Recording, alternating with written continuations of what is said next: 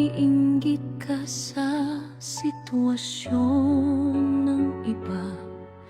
Bakit nga ba sila'y kayang bilhin ang anumang naisin, samantalang ikaw ay hirap itong gawin?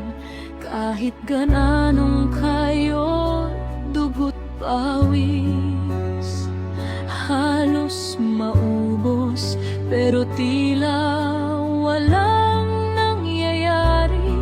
Pakiramdam sa sarili, pinagsakluban ng lupa't langit.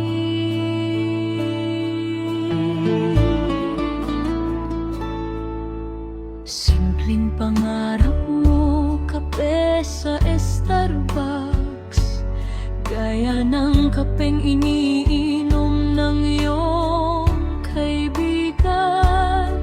Di gaya ng sayo, kapeng instant, titimpa sa isang istik. Maraming bibig ang nakikipag-unahan. Isang tasa ng Starbucks, di biro ang halaga.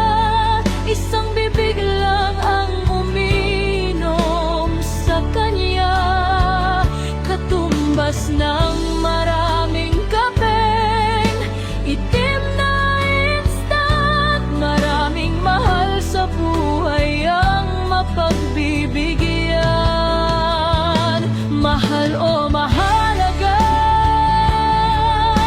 alin sa dalawa ang tunay na nagbibigay ng tamis sa buhay natin? Ang presyong nakikita, ang halaga sa puso na di kayang sukatin ng anumang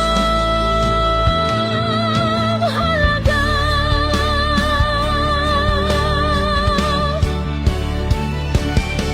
Ang kape mong instant, simple at mura, ngunit may init na nagpapalakas ng loob. Habang ang isa mamahalin man ang presyo, minsan ay walang damdamin kasama.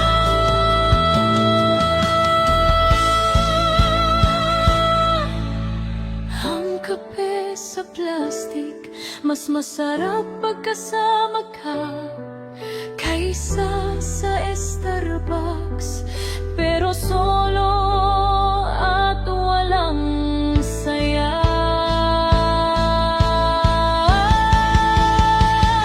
Mahal o mahalaga,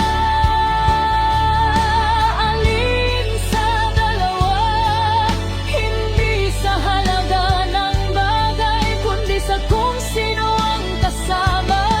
Sa mga simpleng bagay doon natin nakikita ang tunay na yaman, hindi materyal na makikita.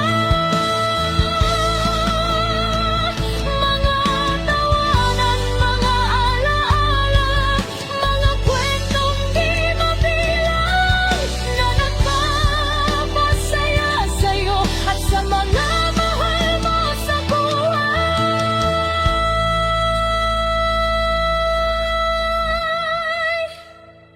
Huwag mong ikahiya ang mga bagay na meron ka, dahil ang saya nito'y tunay at di kayang bilhin ng pera.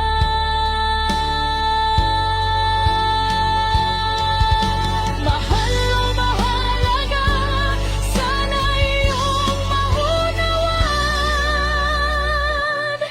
yung mga taong nagmamahal sa'yo. Yun ang tunay na mahalaga.